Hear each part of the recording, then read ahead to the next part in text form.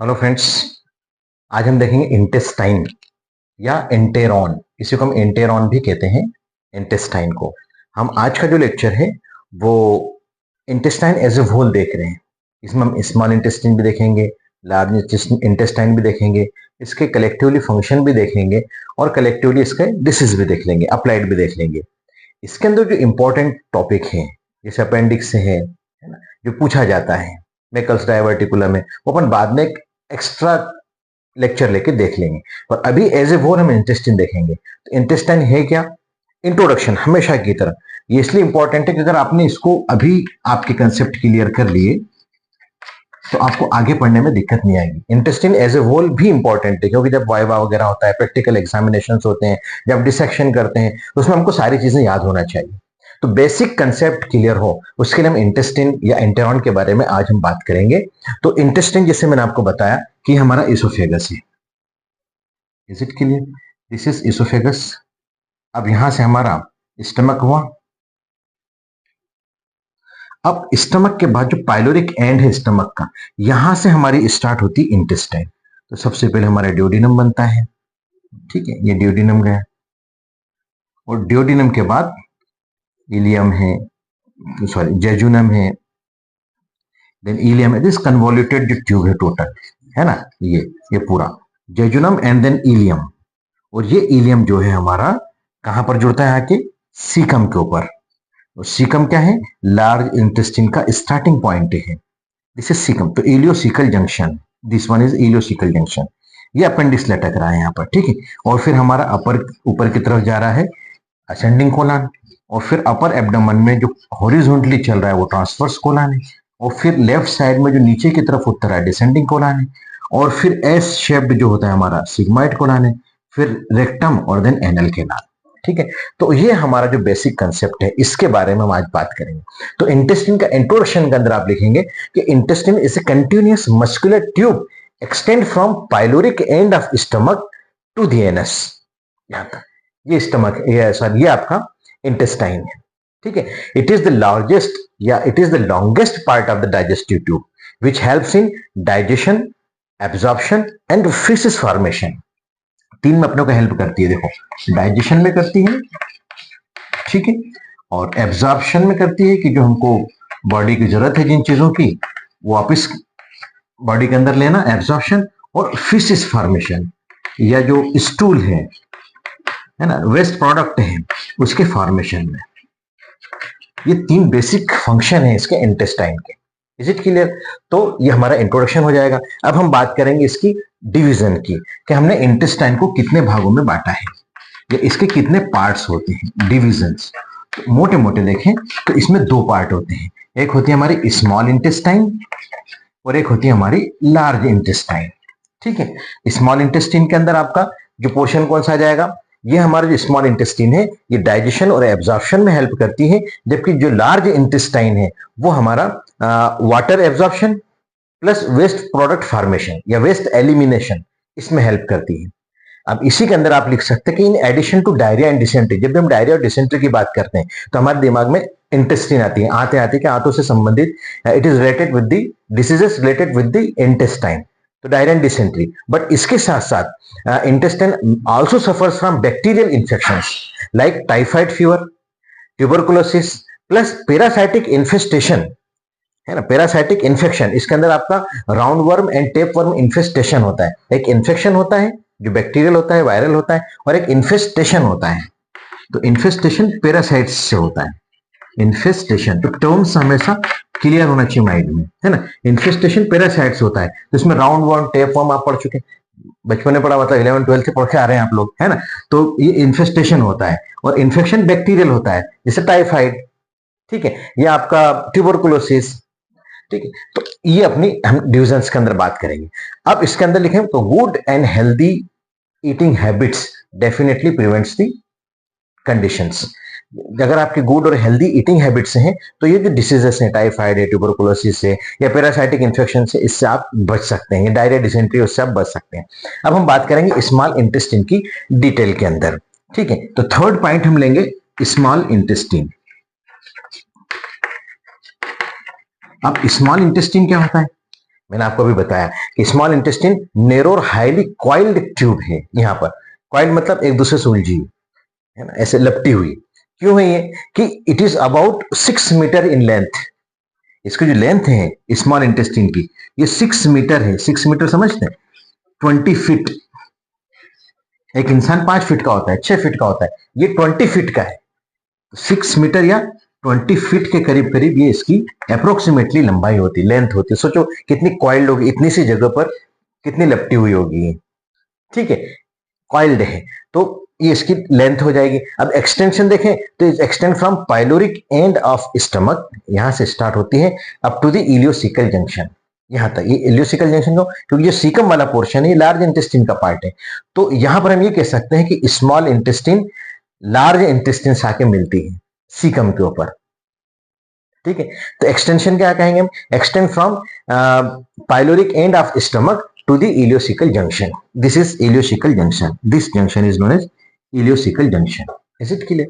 अब इसके हम साइज की बात करें तो it is larger in male than in females and also larger in cadavers than in living in, है ना।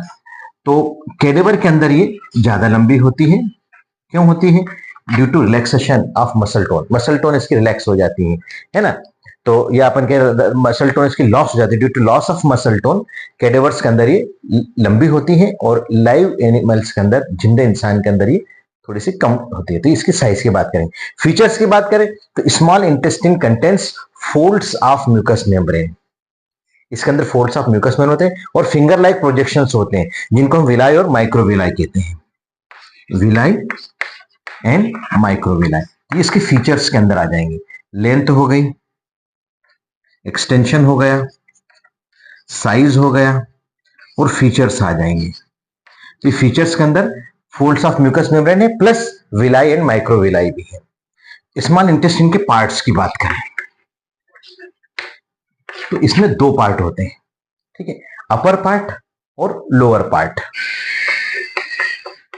Upper part and lower part किसकी बात कर रहे हैं हम? स्मॉल इंटेस्टिन के पार्ट की बात करें। अपर पार्ट जो होता है फिक्स्ड होता है रिलेटिवली। अपर पार्ट कैसा होता है? फिक्स्ड होता है और इसको हम डियोडिनम कहते हैं। क्या कहते हैं इसको हम? डियोडिनम। इसके ऊपर हम डिटेल में पढ़ेंगे क्योंकि लॉन्ग क्वेश्चन एग्जाम के अंदर पूछा जाता है एग्जाम के अंदर। ठीक है, तो इंपॉर्टेंट है, हम आगे लेंगे। डियोडिनम के लिए अलग से एक वीडियो बनाएंगे।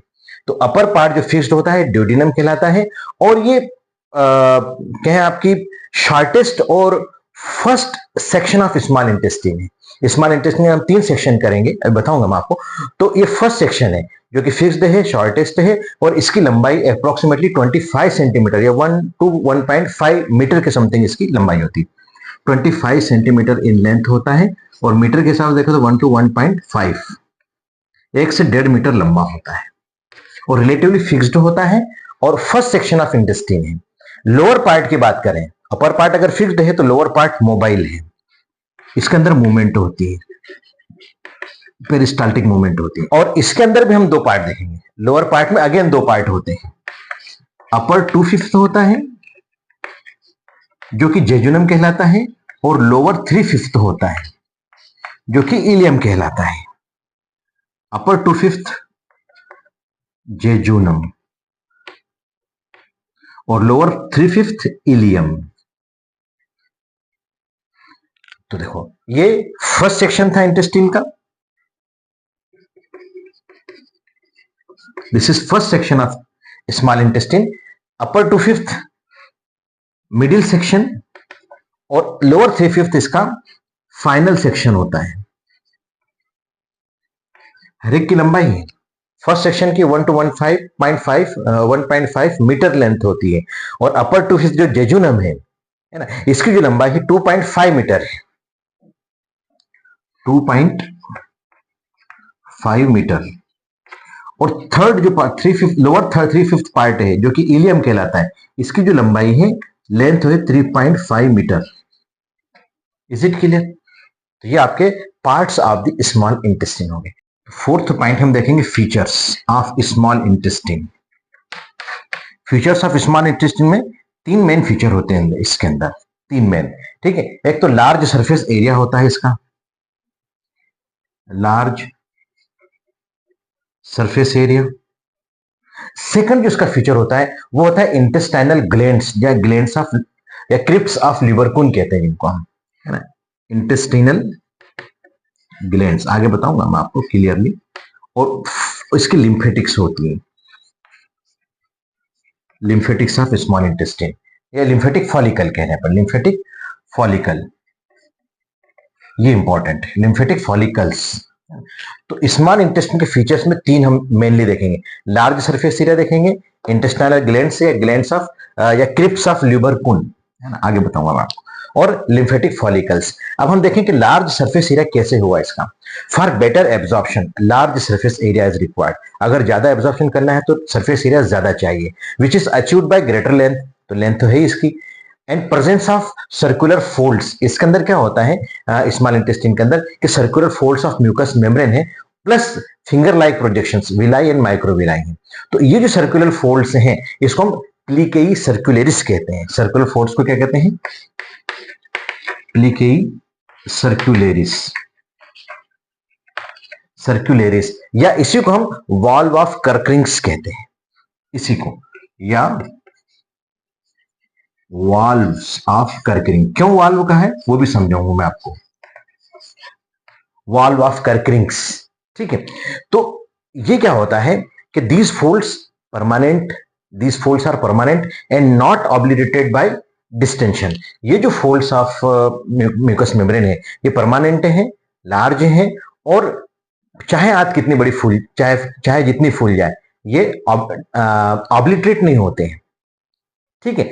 तो अब क्या होगा इससे कि ये जो सरफेस एरिया तो बढ़ाएंगे भाई, ये कोई नली है, ये हमारी इंटेस्टाइन है ना। अब इसका सरफेस एरिया बढ़ाना है तो क्या क्या इन्होंने यहाँ पे फोल्ड्स ऑफ म्यूकस मेम्ब्रेन ऐसे करके बना दी, प्लस फिंगर लाइक प्रोजेक्शंस बना दी, विलाई, माइक्रोविलाई, है ना। तो इन्होंने क्या करा, एक ही नहीं है, बहुत सारे हैं, बहुत सारे, ठीक है। तो ये सरफेस एरिया बढ़ाते रहे और दोनों साइड है, एक आपको समझाने के लिए बना रहा हूं, ठीक है, ये सब दोनों साइड है, ठीक। तो इन्होंने क्या करा कि सरफेस एरिया बढ़ाया, प्लस अब ये स्पीड ब्रेकर बन गए। एक तो प्लेन नली थी हमारी, एक तो प्लेन पाइप है, और इस पाइप में कुछ अपन अंदर से कुछ लगा, ठीक है, आप जाएंगे स्पीड ब्रेकर, तो कोई भी चीज अटक कर जाएगी, रुक रुक कर जाएगी। तो जब हम इंजेस्टेड फूड लेते हैं, जो भी हम खाते हैं पीते हैं, तो क्या होगा कि थोड़ा सा रुक रुक कर जाएगा, और रुक रुक कर जब आगे बढ़ेगा मतलब इसके मूवमेंट को स्लो डाउन कर देगा, पैसेज को स्लो डाउन कर देगा, और इंटेस्टाइनल कंटेंट के, तो उससे क्या, ज्यादा देर तक इंटेस्टाइन के अंदर वो मटेरियल रुकेगा, ज्यादा देर तक रुकेगा तो एब्जॉर्प्शन प्रॉपर होगा। ये इसका बेसिक कंसेप्ट है इसका, वॉल ऑफ कर्करिंग्स का, विलाई का, माइक्रोविलाई का। ये सरफेस एरिया भी बढ़ा रहे हैं, प्लस साथ साथ जो पैसेज ऑफ इंजेस्टेड कंटेंट्स है या इंटेस्टाइनल कंटेंट्स है उसको, उसके मूवमेंट को या उसकी स्पीड को स्लो डाउन करा, जिससे कि रुक रुक कर आगे बढ़ेगा, और इसकी वजह से ज्यादा देर तक कांटेक्ट में रहेगा इंटेस्टाइन के, और एब्जॉर्प्शन प्रॉपर होगा। ऐसे जो इंटेस्टाइनल विलाई है, जिनको हम फिंगर लाइक प्रोजेक्शंस कह रहे हैं म्यूकस मेम्ब्रेन के, वो just visible bye naked eye, जो हम उसको खुली आंख से, माइक्रोस्कोप की जरूरत नहीं पड़ेगी, नेकेड आई से भी देख लेंगे। और ये क्या करते हैं कि they provides the velvety appearance to the intestine, intestine को वेलवेटी अपीयरेंस दे रहे हैं, और ये लार्ज होते हैं और न्यूमरस होते हैं ड्यूडिनम के अंदर और ज्यूजिनम के अंदर, और इनकी जो सरफेस एरिया को ये बढ़ा देते हैं करीब करीब 8 गुना, 8 times increase surface area of intestine. ऐसे इंटेस्टाइनल ग्लैंड्स की बात करें तो इंटेस्टाइनल ग्लैंड्स या क्रिप्स ऑफ लिबरकुन, साइंटिस्ट हैं,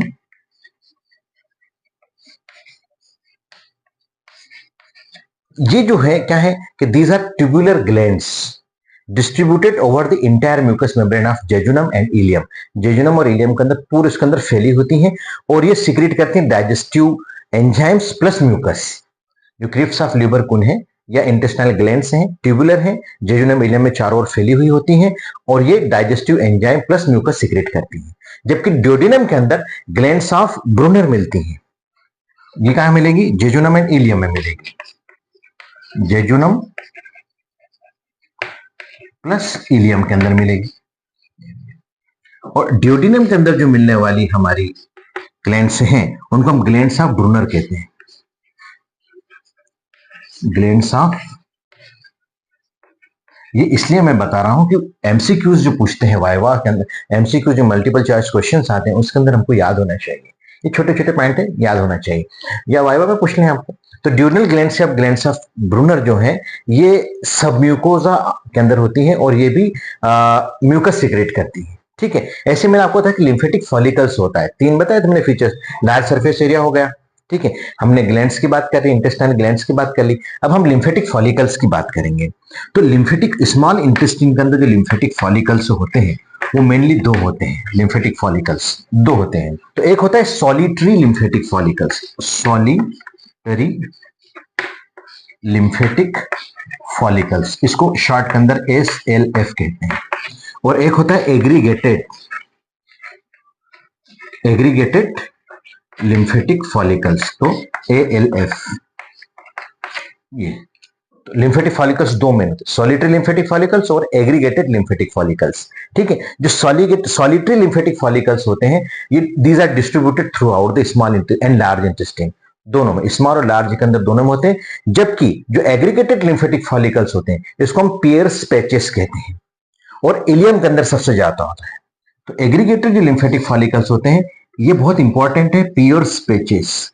जब टाइफाइड होता है, टाइफाइड इन्फेक्शन होता है तो ये लार्ज हो जाते हैं, बड़े हो जाते हैं, इवन अल्सरेटेड हो जाते हैं और ओवल अल्सर्स बनाते हैं टाइफाइड फीवर के अंदर, और ये रप्चर भी हो सकते हैं, परफोरेट भी हो सकते हैं, जिससे कि सर्जिकल इमरजेंसी पैदा होती है। ठीक है, तो Peyer's patches, aggregated lymphatic follicles को पियर्स पैचेस भी कहते हैं और ये इलियम में ज्यादा होते हैं। जबकि solitary lymphatic follicles small as well as large intestine सभी में पूरी तरीके से फैली हुई होती है।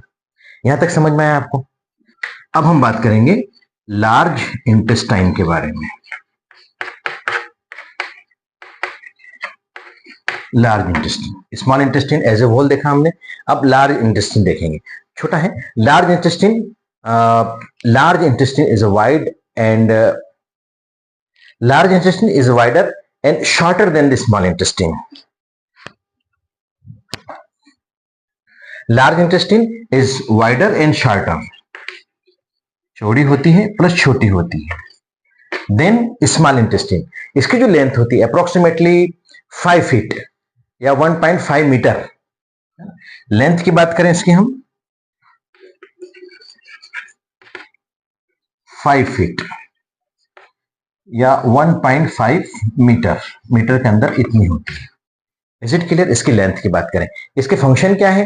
तो it absorbs water and electrolytes from indigestible foods, जो छोटी आंत से स्मॉल इंटेस्टाइन से आगे बढ़ गए, ड्यूडेनम, जिजोनम, इलियम से बढ़े, अब फिर भी वहां पर डाइजेस्ट नहीं हुए, तो वहां पर जब इनडाइजेस्टेड मटेरियल आ रहा है लार्ज इंटेस्टाइन के अंदर, वहां से इलेक्ट्रोलाइट्स प्लस वाटर को रीअब्सॉर्ब करते हैं and helps in faeces formation, और जो स्टूल फॉर्मेशन है, वेस्ट प्रोडक्ट फॉर्मेशन है, उसको बनाने में हेल्प करते हैं। अब इसकी हम बात करें लार्ज इंटेस्टाइन की, तो इसके पार्ट्स देखें हम कि ये जो लार्ज इंटेस्टाइन है कहां से स्टार्ट होती है? सीकम से स्टार्ट होती है, ये स्टार्टिंग पॉइंट है, और सीकम के अंदर यहाँ पे अपनी इलियम आकर जुड़े तो इलियोशिकल जंक्शन है ना, और ये हमारा अपेंडिक्स। तो इसके पार्ट में क्या जाएगा? एक सीकम हो जाएगा, एक अपेंडिक्स हो जाएगा, फिर ऊपर बढ़ते हुए जो अपवर्ड्स रन कर रहा है असेंडिंग कोलन हो जाएगा, फिर अपर एब्डोमेन को हॉरिजॉन्टली क्रॉस करते हुए जा रहा है ट्रांसवर्स कोलन हो जाएगा, फिर लेफ्ट साइड, राइट साइड में लेफ्ट साइड के अंदर डिसेंडिंग कोलन हो जाएगा, फिर एस शेप्ड सिग्मोइड कोलन हो जाएगा। Is it clear? और फिर एक स्ट्रेट पार्ट बनेगा जिसको हम रेक्टम कहेंगे, और उसके बाद एनल केनाल और एनस हो जाएगा। Is it clear? इसके पार्ट समझ में आए? ये अपेंडिक्स से है, ये सीकम है, ये असेंडिंग कोलन है, ये ट्रांसवर्स कोलन है, ये डिसेंडिंग कोलन है, ये सिग्मोइड कोलन है, ये रेक्टम है, दिस वन इज एनस, और एनस से ऊपर एनल कैनाल। ठीक है, तो ये हमारे पार्ट्स की बात हो गई। ठीक है, इतने पार्ट्स होते हैं। अब मैंने आपको बता दिया कि सीकम जो है स्टार्टिंग पॉइंट है लार्ज इंटेस्टाइन का, जहां पर स्मॉल इंटेस्टाइन आकर जुड़ रही है इलियोशिकल जंक्शन के अंदर। अपेंडिक्स वेरी इंपॉर्टेंट, एग्जाम के अंदर अक्सर पूछे जाने वाला क्वेश्चन है, इसके ऊपर हम अलग से एक वीडियो बनाएंगे। तो अपेंडिक्स क्या है? स्मॉल फिंगर शेप्ड ट्यूब जो कि अटैच होती है सीकम के ऊपर। ठीक है, और राइट इलेक्ट फोसा के अंदर होती है, राइट साइड में है। देन असेंडिंग कोलन क्या है भाई, अपवर्ड्स चलता है, राइट साइड में होता है। ट्रांसवर्स कोलन क्या है, अपर एब्डोमेन के अंदर होता है, हॉरिजॉन्टली चलता है। डिसेंडिंग कोलन लेफ्ट साइड में होता है, नीचे की तरफ रन करता है। Sigmoid colon S shaped curved जो अपने कोलन का पार्ट है उनको इसको सिग्माइड कोलन, जो डिसेंडिंग कोलन के कंटिन्यूएशन में होता है। रेक्टम क्या है कि एक फाइनल स्ट्रेट ट्यूब है लार्ज इंटेस्टिन की, जहां पर आकर स्टूल या फीसिस आकर जमा होता है, स्टोर होता है। बिफोर एलिमिनेशन, निकलने के पहले वहां जमा होता है। और एनस टर्मिनल एंड या terminal opening of GIT, GI tract का, जहां के स्टूल एग्जिट होता है बॉडी से। ठीक है, फिफ्थ पॉइंट लेंगे हम, ब्लड सप्लाई ऑफ इंटेस्टिन। तो ब्लड सप्लाई के अंदर स्मॉल इंटेस्टिन को कौन कर रहा है और लार्ज इंटेस्टिन को कौन कर रहा है। स्मॉल इंटेस्टिन को सप्लाई करने वाली जो आर्टरी है वो सुपीरियर मिसेंट्रिक आर्टरी है, और लार्ज इंटेस्टिन को सप्लाई करने वाली जो आर्टरी है वो superior mesenteric as well as inferior mesenteric artery है, दोनों करती हैं। Superior mesenteric artery as well as inferior mesenteric artery, दोनों आर्टरीज को सप्लाई कर रही है। ये आर्टेरियल सप्लाई हुआ। ऐसे वीनस ड्रेनेज की बात करेंगे, तो वीनस ड्रेनेज में क्या करेंगे हम इसके अंदर, तो वेन्स जो इंटेस्टिन है it is drained by superior mesenteric vein, inferior mesenteric vein और पोर्टल वेन, इसको ड्रेन करेंगे। लिम्फेटिक ड्रेनेज की बात करें तो मिसेंट्रिक लिम्फ नोड्स जो होते हैं ये इसको ड्रेन करते हैं, साथ में सुपीरियर मिसेंट्रिक नोड्स होते हैं और इंफीरियर मिसेंट्रिक नोड्स होते हैं। तो इसकी लिम्फेटिक ड्रेनेज की बात हो गई। ब्लड सप्लाई हो गया, छठे पे लिम्फेटिक ड्रेनेज हो गया, और सातवें नंबर पे नर्व सप्लाई। अब हम बात करेंगे नर्व सप्लाई की। तो इसमें सिंपैथेटिक और पैरासिम्पैथेटिक दो तरीके से इसका नर्व सप्लाई होता है। सिंपैथेटिक में T9 से T11 स्पाइनल सेगमेंट इसको सप्लाई करते हैं, और पैरासिम्पैथेटिक में वेगस नर्व इसको सप्लाई करती है। याद रखना है इसको, ये नर्व सप्लाई हो जाएगा। अब अगर हम देखें तो हिस्टोलॉजी ऑफ इंटेस्टाइन में हमको थोड़ा सा याद होना चाहिए। तो अगर हम इनर मोस्ट से आउटर मोस्ट जाएं, लेयर्स की बात करें हिस्टोलॉजी के अंदर, है ना, यहां पर मैं हिस्टोलॉजी लिख देता हूं, हिस्टोलॉजी याद होना चाहिए। तो सबसे अंदर जो लेयर होती है वो म्यूकोजा होती है, म्यूकोजल लेयर होती है। इसके बाद हमारी सब म्यूकोजा होती है, हम अंदर से बाहर की तरफ आ रहे हैं ना, सब म्यूकोजा होती है। इसके बाद इसके अंदर मस्कुलरिस एक्सटर्ना होती है ना, मस्कुलर पार्ट होता है मस्कुलरिस एक्सटर्ना, और आउटर मोस्ट में सिरोजल लेयर होती है, सिरोजा, जो कि इंटेस्टाइन को सेव करके रखती है, प्रोटेक्ट करके रखती है। तो हिस्टोलॉजिकल इसकी लेयर्स देख ली। इसके अंदर स्पेशल फीचर्स अगर हिस्टोलॉजी के अंदर देखें तो मैंने आपको बता दिए हैं। विलाई होते हैं, माइक्रोविलाई होते हैं, क्रिप्ट्स ऑफ लिबरक्यून होती हैं, गॉबलेट सेल्स होती हैं, पियर्स पैचेस होते हैं। ठीक है, तो इसकी हिस्टोलॉजी की बात करी। Last but not list, 9th point हम देखेंगे इसकी अप्लाइड एस्पेक्ट, बहुत इंपॉर्टेंट है, मजा भी आता है अप्लाइड पढ़ने में, है ना। तो अप्लाइड एनाटॉमी के अंदर सबसे पहला, अगर इंटेस्टाइन के अंदर इन्फेक्शन हो रहा है और इन्फ्लेमेशन हो रहा है तो हम उसको कहते हैं गैस्ट्रोएंटेराइटिस। गैस्ट्रोएंटेराइटिस, पेट दर्द होगा, दस्त हो सकते हैं, डिसेंट्री हो सकती है, डायरिया डिसेंट्री दोनों हो सकते हैं ना। तो गैस्ट्रोएंटेराइटिस, वॉमिटिंग भी होती है, गैस्ट्रोएंटेराइटिस। ठीक है, सेकंड पॉइंट इंटेस्टाइनल ऑब्स्ट्रक्शन, या हाँ चलो इंटेस्टाइनल ऑब्स्ट्रक्शन देख लो। तो इंटेस्टाइनल ऑब्स्ट्रक्शन क्या होता है, या तो कंप्लीट होगा या पार्शियल होगा, या तो कंप्लीट ऑब्स्ट्रक्ट हो जाएंगे या पार्शियल ऑब्स्ट्रक्शन होगा इंटेस्टाइनल ऑब्स्ट्रक्शन के अंदर। ठीक है, इसके साथ ही इंटेस्टाइनल ट्यूबरकुलोसिस भी होता है, मैंने बताया आपको बैक्टीरियल इन्फेक्शन होता है। तो ट्यूबरकुलोसिस माइकोबैक्टीरियम ट्यूबरकुलाई बैक्टीरिया से होता है। तो ट्यूबरकुलोसिस ऑफ इंटेस्टाइन, आपके पॉइंट जितने याद आते जाए लिख सकते हैं, ट्यूबरकुलोसिस ऑफ इंटेस्टाइन। फिर क्या हो सकता है, वल्वुलस एक बीमारी होती है ना। वल्वुलस क्या है, इंटेस्टाइन ट्विट्स अराउंड इटसेल्फ, बताता हूं आपको मैं। वल्वुलस अक्सर आपको ऐसे पेशेंट देखने को मिलेंगे, वल्वुलस। अभी हमारी इंटेस्टाइन थी, ये इंटेस्टाइन मान लो फॉर एग्जांपल, है ना। तो ये क्या हुआ, ये ऐसे इंटेस्टाइन अपने आप के अंदर ही ऐसा उलझ गई, घूम गई, ट्विस्ट हो गई, तो इसको हम वल्वुलस कहते हैं। सर्जिकल इमरजेंसी होती है, ऑपरेशन करना होता है। ठीक है, देन अपेंडिसाइटिस बहुत इंपॉर्टेंट है, आए दिन हम सुनते हैं कि इसको अपेंडिक्स हो गया। अपेंडिक्स सभी को रहता है, लेकिन बीमारी को हम कहते हैं appendicitis. Inflammation of the appendix is known as appendicitis. वही पेन, वॉमिटिंग, राइट इलेक्ट हो सकता है, टेंडरनेस, बैकबर्न स्पाइन टेंडरनेस, सब मैं आगे पढ़ाऊंगा। एक और बीमारी होती है अल्सरेटिव कोलाइटिस, ये भी एक कॉमन बीमारी है आजकल, क्योंकि लोगों की सीडेंट्री लाइफ हो गई है, बैठे बैठे काम करते हैं, खाना बहुत स्पाइसी खाने लग गए हैं, तो अल्सरेटिव कोलाइटिस के चांसेस बढ़ जाते हैं। अल्सरेटिव कोलाइटिस, इसको हम क्रोन्स डिसीज भी कहते हैं। इसलिए लिख रहा हूं बेटा, आपको हमेशा याद रहे, आप कंफ्यूज ना हो। इसको हम क्रोन्स डिसीज भी कहते हैं, अल्सरेटिव कोलाइटिस को क्रोन्स डिसीज भी कहते हैं, है ना। ये क्रॉनिक इन्फ्लामेटरी बाउल डिसीज कहलाती है, IBD, IBD। और एक होता है IBS, इरिटेबल बाउल सिंड्रोम, और ये इरिटेबल बाउल डिसीज, सिंड्रोम या डिसीज है ना, सबको कलेक्टिवली हमने डिसीज कहा है, और साइन एंड सिम्टम्स मिला के सिंड्रोम कहलाता है। तो IBS या IBD ये क्रॉनिक होती है, धीरे धीरे होती है, और अल्सर बन जाता है, छाला बन जाता है बड़े लार्ज इंटेस्टाइन के अंदर, और उसको हम क्रॉन्स डिसीज या अल्सरेटिव कोलाइटिस कहते हैं। तो I think it is all about the intestine या enteron as a whole. I hope कि आपको जरूर समझ में आया होगा। प्लीज चैनल को लाइक करें, सब्सक्राइब करें, दोस्तों के साथ शेयर करें, और आगे के लिए तैयार है कि हम आगे पढ़ेंगे ड्यूोडेनम, अपेंडिक्स, इंपॉर्टेंट है एग्जाम पॉइंट ऑफ व्यू से। Thank you very much.